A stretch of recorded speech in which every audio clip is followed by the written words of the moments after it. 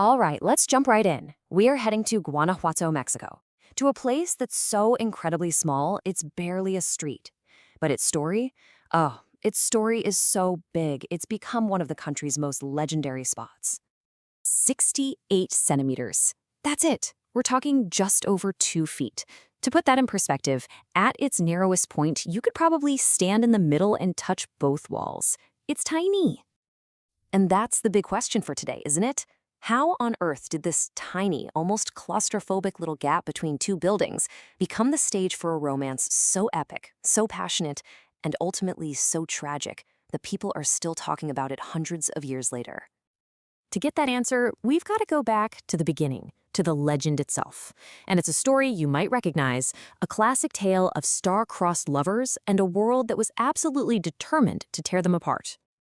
So, let's meet our 2 lovers. On one side, you've got Anna. She's the daughter of a very rich, very powerful, and very controlling Spanish family. And on the other side, we have Carlos, a poor miner who had absolutely nothing to his name except, his heart. In the world of colonial Guanajuato, their love wasn't just a bad idea, it was impossible. And you can probably guess how this unfolds. They start meeting in secret, but of course, they get caught. Anna's father is furious and locks her in her room. But Carlos has this incredible idea. He realizes her bedroom window looks out onto this ridiculously narrow alley. So what does he do? He scrapes together everything he has and rents a house right across from hers. From their balconies, they could actually lean across the tiny gap and kiss. It was ingenious. But sadly, it also set the stage for the final tragic act. And that was the father's promise. This wasn't just an angry threat. This was a deadly serious vow. He discovers them meeting on the balconies, and he lays down the law. Anna, probably thinking her own father could never do such a thing, defies him, and the very next night he finds them together, and he keeps his promise.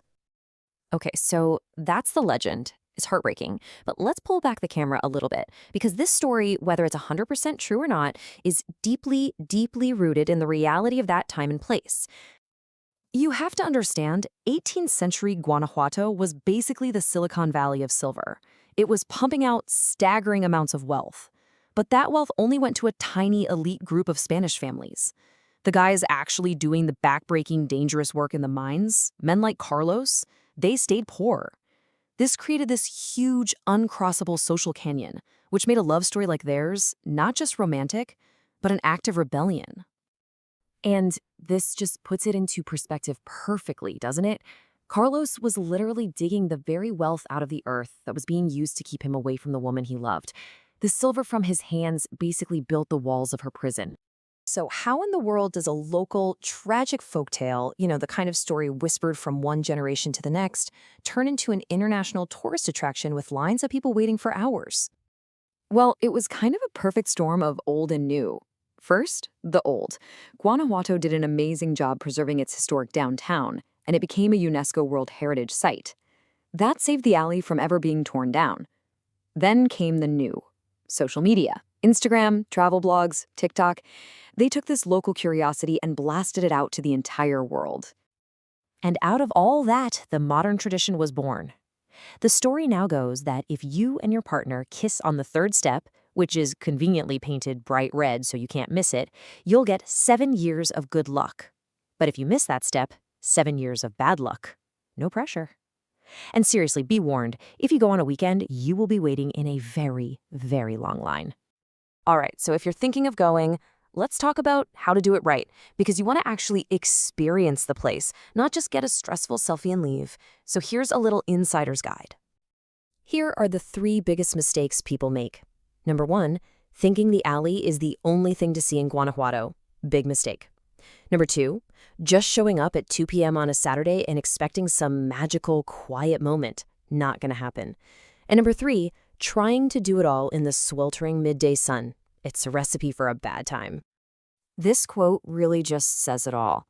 The alley is the heart, for sure, but the real soul is the entire city that surrounds it.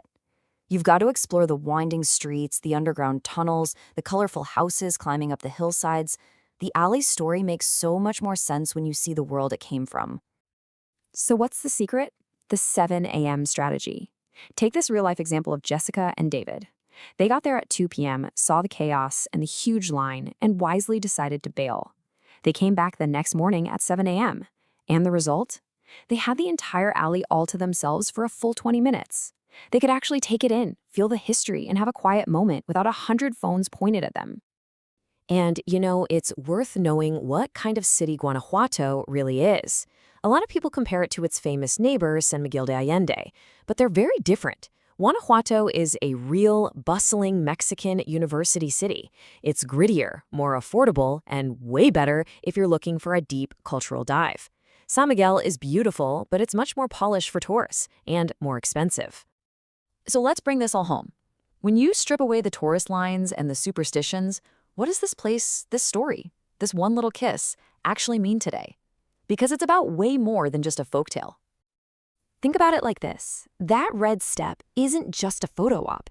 It's the exact physical spot where two people who were completely out of options found one last desperate, creative way to be together. When you stand there, you're standing right in the middle of their defiance. And you can just see how the power of that story has grown. It started as a local legend, just a little tale. Then, thanks to tourism, it became a global landmark. And now it's something bigger.